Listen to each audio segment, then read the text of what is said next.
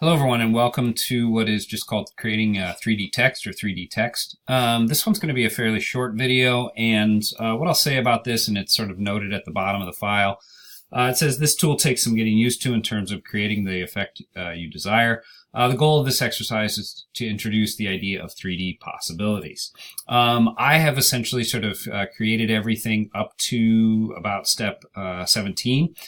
This is simply one graphic, again, that twinkle graphic. You need to, as step 7 states, make sure it is a movie clip.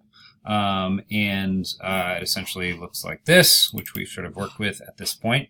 I'm going to pick up at step 17, actually, and just sort of show you how this tool works. It says create a motion tween on layer 1 from frame 100 to 200 with the twinkle movie clip from left to right. So one quick thing, I'm going to scoot my frames down so I can work over a period of time here. So I'm going to click on step 200. I'm going to create this motion tween from left to right over 200 pixels. So we're basically setting up this so that we can sort of use this 3D tool. And I'm going to sort of have it go kind of bottom left to the side there, the right side. And step 18 says create a motion tween from 100 to 300. So we'll have a slightly longer one here on layer 2. So I'm going to go to layer 2, and I'm going to scoot ahead all the way to step frame 300. I'll insert a frame and go back here. Drop this twinkle movie clip, and this time we'll drop it. Let's drop it sort of in the middle and have it tween all the way. Let's go to the top here, end there. Now, so I have two simple tweens, okay? Twinkle, twinkle. You sort of see, obviously, the sort of repetitive nature of this phrase. Now, the tool is essentially wrapped up in this step 19. It says click on the last frame of the layer 1 tween, okay? So that's right here, okay?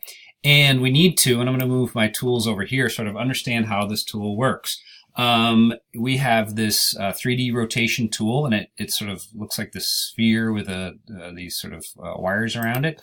So I'm going to click on that frame, okay? While I am, clicked on the last frame of that.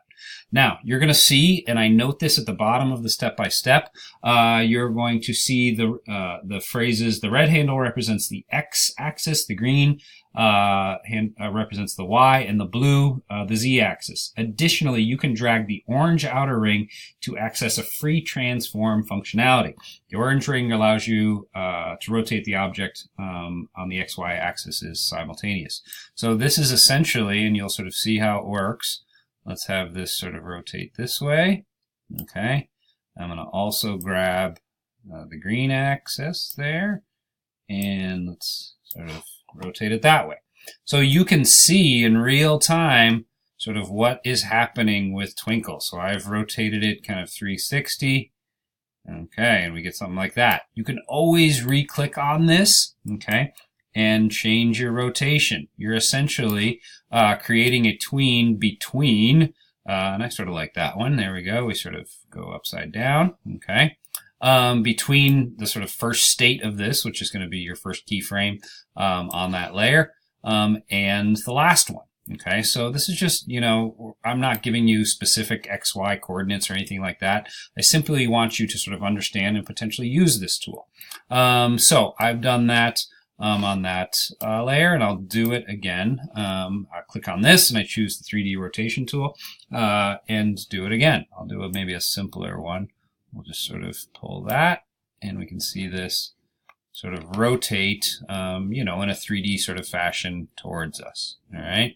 So all you sort of have to do on this exercise is create two of these layers, the tween from left to right, and use this 3D rotation tool. I think it can be a fun tool to create some depth. Obviously, your movies for Project 2 probably going to have considerably more going on in terms of the background. Any questions, concerns, email me your files, and good luck.